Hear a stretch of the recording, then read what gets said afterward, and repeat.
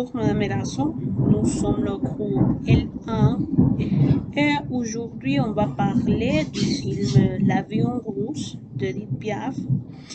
Alors, dans ce film, Edith Piaf a eu une enfance très triste et difficile. Elle souffrait de malnutrition, de cécité temporaire, de pauvreté et de négligence. Aussi, elle était au milieu de la prostitution et la rue. Quand elle est devenue célèbre, a perdu à son grand amour, Marcel Cerdan.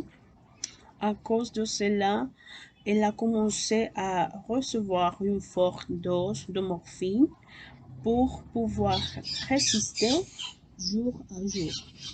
Pour moi, L'Avion rouge est un film dramatique et émotionnel qui couvre les contextes plus sombres qu'un être humain puisse traverser, la solitude, l'abandon et la perte des personnes qu'on aime.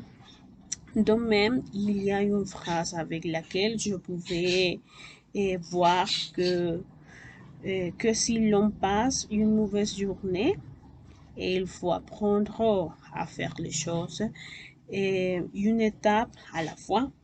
La phrase est prendre un jour à la fois. Aussi, je pense qu'il est bon et sain pour profiter de la journée avec courage et bravoure en mettant les gens avant tout ce qui peut arriver. Bonjour, je suis Amara Hilar et je vais vous parler de pourquoi nous considérons que La Vie en rose c'est un film culte. La Vie en rose est un film biographie d'Edith Piaf. Comme l'a déjà mentionné ma compagne, la vie d'Edith Piaf a été très tragique dès ses premières années en subissant de nombreux événements qui l'ont marqué et en même temps ont défini son style artistique. Son style artistique, c'est mélancolie, rêveur et romantique. À notre avis, La Vie en rose est un film considéré de culte parce qu'il a une valeur historique puisqu'il parle de la vie d'Edith Piaf, qui est considérée comme un personnage important du pays et qui encadre l'histoire de l'art en France. Une chanteuse de talent exceptionnel d'origine française et internationalement reconnue. Merci. En conclusion, le film raconte plusieurs épisodes importants avec la performance exceptionnelle de Cotillard et l'histoire émouvante d'Edith Piaf qui donne vie à la môme. Son enfance dans une maison close peut être le plus heureuse de sa vie. Son manque d'affection, ses débuts dans la rue de Paris, la mort de son grand amour, sa dépendance à la drogue, son personnage malade, capricieux et tyranne, raconté de manière lumière, puisque des moments depuis qu'elle est déjà adulte, en plein essor musical et en déclin physique sont entrecoupés de ses souvenirs d'enfance et jeunesse. Un critique dit que nous avons tous assez de choses difficiles dans la vie à endurer pour supporter les émotions des autres, en particulier dans une vie comme celle d'Edith Piaf. Sans masochisme, j'ai essayé de prendre plaisir à cette manière d'aborder la tragédie.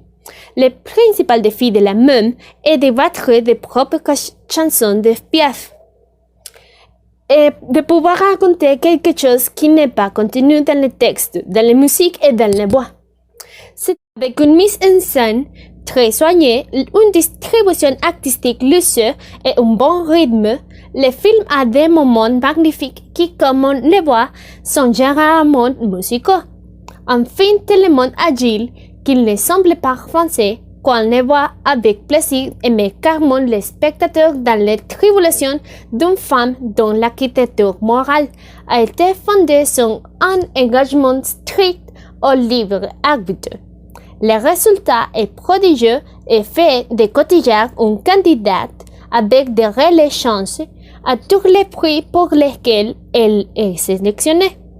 L'actrice fait un travail fulgurant dans ce remarquable film.